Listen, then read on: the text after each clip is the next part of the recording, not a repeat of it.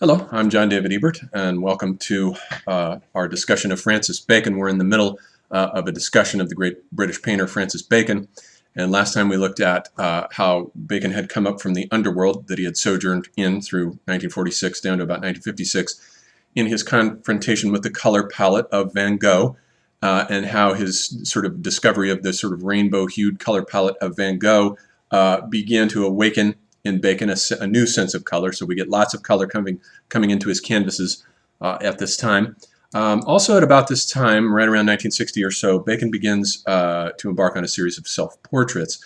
But long about the time he met George Dyer, who became his gay lover in 1964, until Dyer's suicide in 1971, Bacon stopped painting portraits of himself and started painting portraits of George Dyer. This is one of the first of them. This is 3 studies for a portrait of George Dyer from 1964. And in it we can see how he has plugged Dyer into his asignifying regime of defacialization. He'd been doing that with all of his friends at this time. This is 3 studies of Isabella Rawthorne from the same period. And now, whereas Bacon had discovered his own defacialization mask, his sort of own asignifying mask during his sojourn in the underworld between 46 and 56, where he had been dealing with these anonymous shades and phantoms of businessmen and various phantom-like individuals. They were all anonymous and unknown. Now he begins to defacialize and then refacialize his friends, actual full 3-dimensional individuals, onto the plane of his own signification, whereby this is something different from modernism. At first glance it looks similar to what Picasso was doing, but what Picasso was doing, his détraits, his defacializations, were essentially attempts to refacialize the portrait study onto the plane of modernist signification, which was an aperspectival one. And so when you're looking at a Picasso facial distortion, you're looking at a face from multiple points of view simultaneously. It might be a profile, it might be an emphase image simultaneously, so you get both points of view. So it has that semiotic to it. No such semiotic exists in the defacializations of Francis Bacon, which are asignifying masks. They don't mean anything. He's simply unplugging individuals from all regimes of signification, and in this sense, I see him as very firmly part of the contemporary art movement. He's also doing something that's topologically complex in contrast to what Warhol was doing across the water in New York at about the same time with his celebrity portraits, where Warhol was representing the celebrity's descent into electronic culture with 2-dimensional avatars. I think that the defacialized portraits of Bacon are sort of n-dimensional. They're multi-dimensional. They're very complex, and they can't be reduced to a single plane of signification. They're asignifying. As we see on this painting here, this is 2 studies for a portrait of George Dyer from 1968, in which we see basically, this is the closest thing to an aesthetic credo that we find in Bacon's work. Here we see George Dyer sitting as a model for a Francis Bacon painting of him in the background, in which Dyer is represented as a pure figure minus a ground on Bacon's own plane of signification, a canvas which stands in here for what would normally be his hermetic cube, his angular apparatus of capture. And we see that Dyer has been defacialized. It looks as though his head has been split open, and there are a series of nails attaching his form to the canvas, because essentially what he's done is to create a plane of asignifying signification. It's a plane without meaning, into which he is plugging the portraits of the people that he knows and rupturing them, turning them into topologically complex entities that are more complex than the merely 2-dimensional phantoms of the corporate ad logo world of the celebrity culture.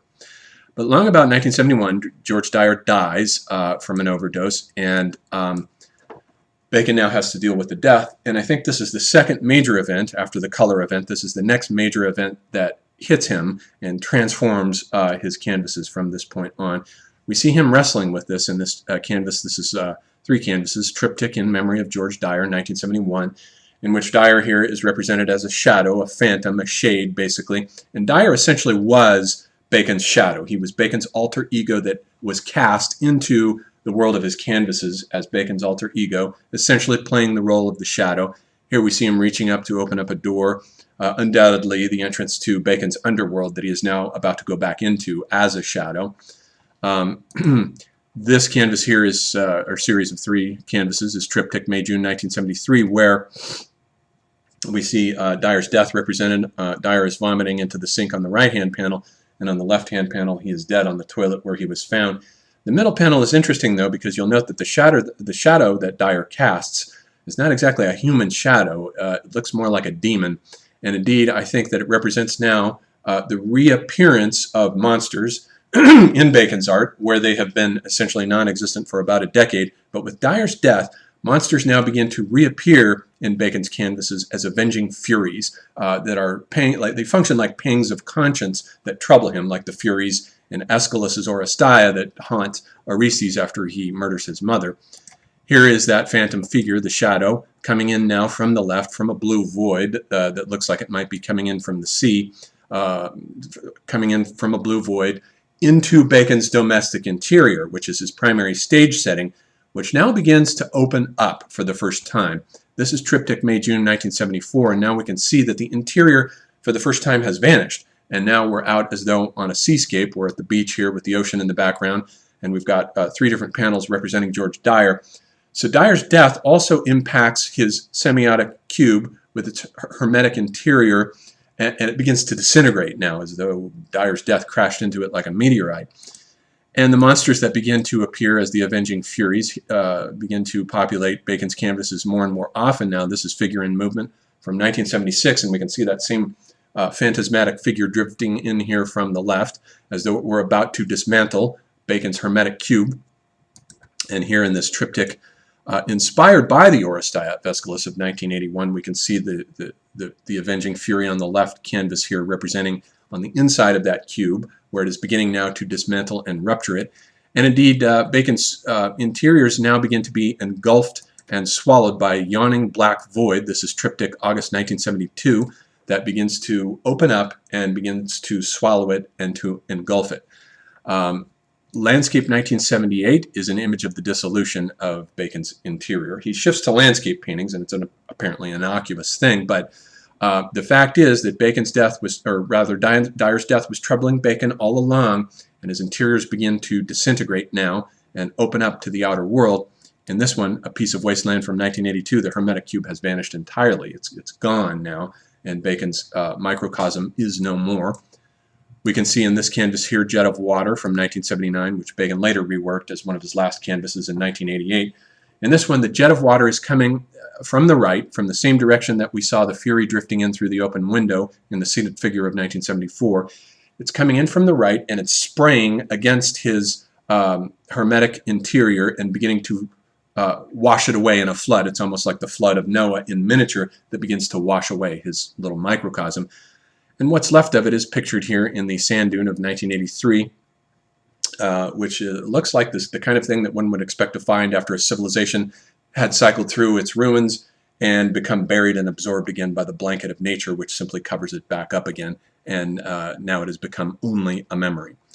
This is Bacon's last canvas, and it's one of his most enigmatic, Study for the Human Body of 1991, and it's as though now we were on the outside of his domestic interior, looking in as though we were given a privileged point of access, and we see now that it had been a stage setting for the whole time. It had just been a stage setting. Dyer is painted in such a way that he looks as though he has crashed into that interior. He's partially into it. So there's in a certain sense, it's a statement of the inextricability of Dyer as an icon from the stage setting of Bacon's private interiors. But clearly those private interiors are now a thing of the past. They're revealed as merely a faux setting, and Bacon is moving on to the outside of them. And who knows, if he had lived longer, what other paintings he might have discovered beyond his stage setting, which he was clearly beginning to move away from in these last images. And so that's the evolution of the oeuvre of Francis Bacon. And I think we can see there's a heavy influence on Damien Hirst, which we will look at next. The hermetic cube becomes the vitrine, the glass, rectangular, and square-shaped vitrine of Damien Hirst's art. And there are a lot of motifs from Bacon that we will see turning up in the artwork of Damien Hirst, whom we'll look at next.